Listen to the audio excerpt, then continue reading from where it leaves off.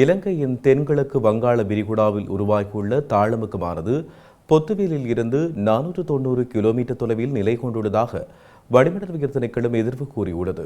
வங்காள விரிகுடாவில் உருவாகியுள்ள இந்த தாளமுக்கமானது எதிர்வரும் 24 மணித்தியாலங்களுக்குள் கிழக்கு கரையை அண்மிக்கக்கூடும் என வளிமண்டலவியல் திணைக்களம் எதிர்வு கூறியுள்ளது. குறித்த தாளமுக்க நிலையானது அடுத்த 12 மணித்தியாலங்களில் மேலும் பலப்படையக்கூடும் என எதிர்பார்க்கப்படுகின்றது. இதன் காரணமாக வடக்கு வடமத்திய கிழக்கு ஊவா மத்திய மற்றும் தென் மாகாணங்களின் பல பகுதிகளில் இடியுடன் கூடிய பலத்த மழை பெய்யக்கூடும் என எதிர்வு கூறப்பட்டுள்ளது. அத்துடன் கிழக்கு மற்றும் ஊவா மாகாணங்களில் 100 மில்லிமீட்டர் வரையான பலத்த மழைவீழ்ச்சி பதிவாகக்கூடும் எனவும் அறிவிக்கப்பட்டுள்ளது. மத்திய மலைநாட்டின் கிழக்கு சரிவு பகுதிகளிலும் வடக்கு வடமத்திய வடமேல் கிழக்கு மாகாணங்களிலும் ஹம்பாந்தோட்டை, ஹம்பஹாம், மொனராகலை மற்றும் கொழும்பு மாவட்டங்களிலும் மணித்தியாலத்திற்கு 50 முதல் 60 கிலோமீட்டர் வேகத்தில் காற்று வீசக்கூடும் என தெரிவிக்கப்பட்டுள்ளது. இதனால் மறு அறிவித்தல் வரும் வரை நாட்டைச் சூழவுள்ள கடற்பிராந்தியங்களை பயன்படுத்த வேண்டாம் என எச்சரிக்கை விடுக்கப்பட்டுள்ளது. மன்னார் முதல் காங்கேசன்துறை, திருகோணமலை, பொத்துவில் மற்றும் ஹம்பாந்தோட்டை ஊடாக காலி வரையான கரையோரங்களை அண்மித்த கடற்பிராந்தியங்களில் இடியுடன் கூடிய மழை பெய்வதுடன் பலத்த காற்றும் வீசக்கூடும் என அறிவிக்கப்பட்டுள்ளது. இதனால் கடற்றொழிலாளர்களும் கடற்படையினரும் மிகுந்த அவதானத்துடன் செயற்பட வேண்டும் என வளிமண்டலவியல் திணைக்களம் தெரிவித்துள்ளது.